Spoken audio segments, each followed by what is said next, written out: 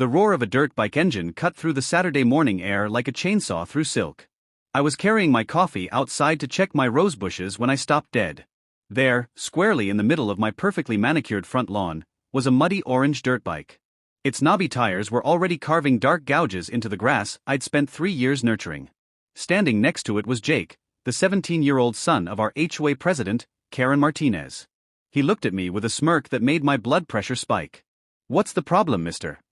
he asked, dripping with entitlement. "My mom runs the HOA. What are you going to do about it?" I'd lived in Willowbrook Estates for 5 years. I followed every rule. I read the 57-page handbook cover to cover. I was the perfect neighbor. But Jake? He thought my private property was his personal motocross track. I sent a formal complaint to the HOA board that afternoon. Photos of the damage, timestamps, the works. I expected a professional response. What I got was an email from Karen that made my jaw clench. "Dear Mr. Thompson, I find these accusations to be unfounded and potentially libelous. I would advise you to exercise extreme caution when making accusations against board members' families. Perhaps your time would be better spent ensuring your own compliance with regulations." Over the next 3 days, Jake grew bolder. He'd park his bike on my lawn while visiting friends.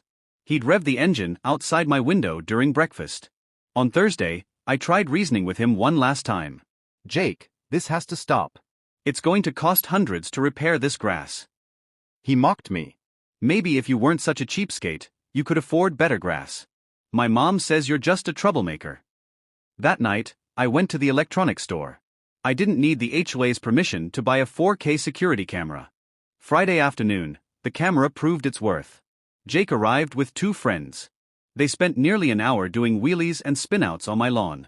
Jake performed an elaborate skid, a perfect arc of torn mud, then stood up on his bike seat and took a mock bow toward my front door. He knew I was watching. He just didn't realize I was recording. I downloaded the footage and burned multiple copies. But I didn't send them to Karen. I was done playing games in her kingdom. Saturday morning, I called the police. Sergeant Rodriguez arrived within 2 hours. I showed him the laptop. "This is clear-cut property damage," the sergeant said. "And since he's been warned before, we can escalate this to criminal mischief." As if on cue, the brop-brop of the orange dirt bike echoed around the corner. Jake came tearing down the street, completely oblivious to the police cruiser in my driveway. When he saw the officers, he tried to turn, but Sergeant Rodriguez stepped into the street. "Jake Martinez, stop the bike." Jake's face went pale.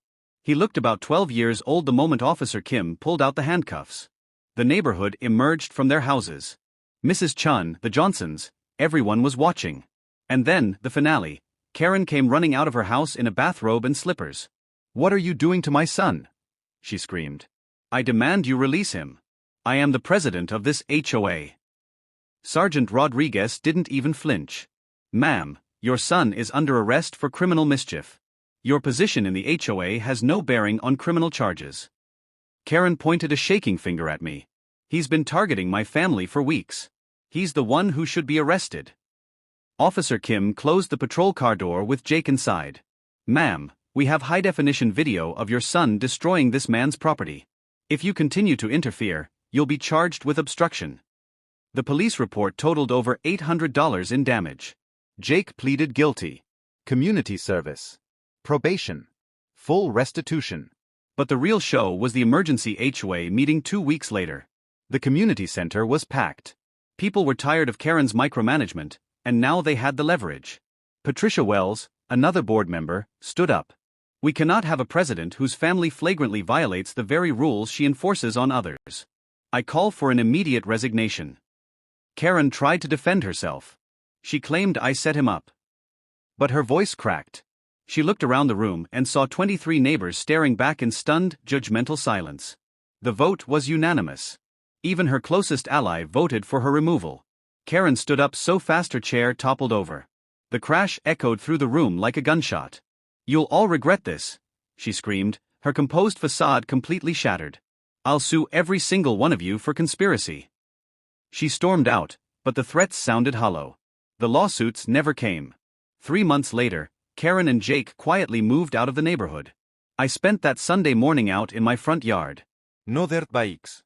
No braps. Just the sound of the wind and the sight of new green grass finally filling in those dark gouges. Willowbrook Estates is finally quiet. And my roses? They've never looked better.